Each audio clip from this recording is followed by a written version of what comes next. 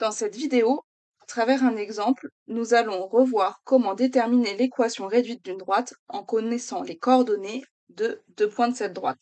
La consigne est la suivante. Déterminer l'équation réduite de la droite D passant par les points A et B de coordonnées respectives -3, 20,7 et 2, -9,3. De coordonnées respectives, ça veut dire que les couples de coordonnées sont donnés dans le même ordre que les points. Donc les premières coordonnées sont celles du point A et les deuxièmes coordonnées sont celles du point B. Pour déterminer la forme de l'équation de la droite, nous allons d'abord regarder les coordonnées des deux points qui sont donnés. En représentant à main levée la droite grâce aux deux points A et B, on remarque que la droite n'est parallèle ni à l'axe des ordonnées, ni à l'axe des abscisses. Cela se voit aussi en lisant directement les coordonnées des deux points. Les abscisses sont différentes, donc la droite n'est pas parallèle à l'axe des ordonnées, et les deux ordonnées sont différentes, donc la droite n'est pas parallèle à l'axe des abscisses. On en déduit donc que l'équation réduite de la droite D est de la forme y égale mx plus p. On peut obtenir le coefficient directeur m grâce à la formule de la variation des ordonnées sur la variation des abscisses. On l'applique. On fait attention à ne pas oublier de moins, il y a les moins de la formule et les moins parfois dans les coordonnées. On trouve un coefficient directeur qui vaut -6. On en sait donc un peu plus sur la forme de l'équation réduite, y égale -6x plus p. Il nous reste à déterminer l'ordonnée à l'origine, p. Pour cela, on peut utiliser le fait que le point A appartient à la droite D, mais on pourrait aussi utiliser le point B, peu importe.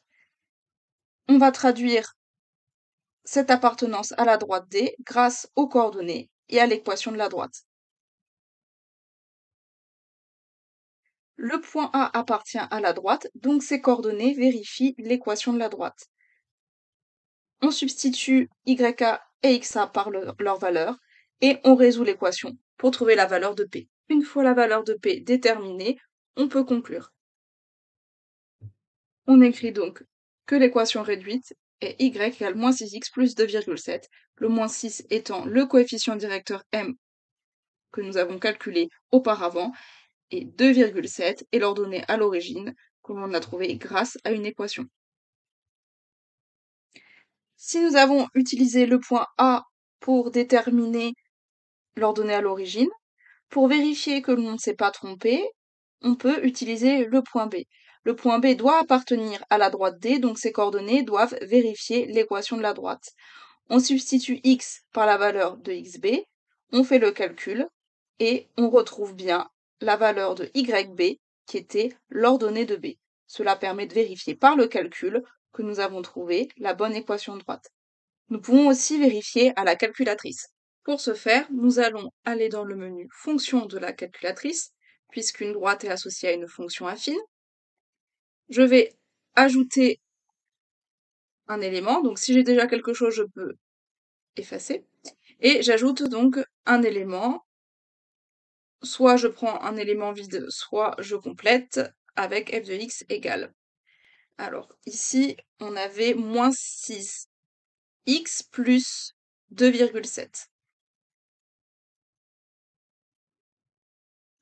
Nous allons aller ensuite dans la représentation graphique. Une fois qu'on a la droite sous les yeux, donc ça c'est la droite qui correspond à l'équation de droite que l'on a donnée en conclusion,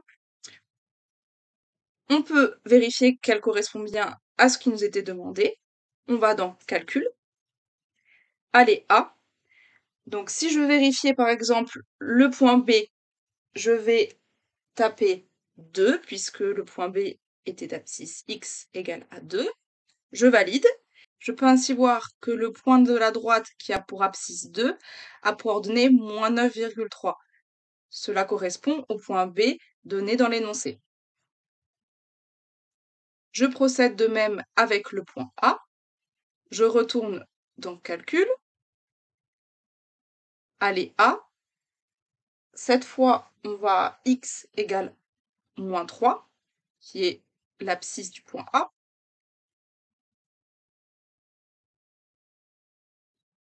On vérifie bien que le point de la droite qui a pour abscisse -3 A pour ordonnée 20,7. C'est ce qui était donné dans l'énoncé pour le point A. On a ainsi vérifié que l'équation réduite que nous avons trouvée est bien celle de la droite passant par les points A et B dont les coordonnées sont données dans l'énoncé.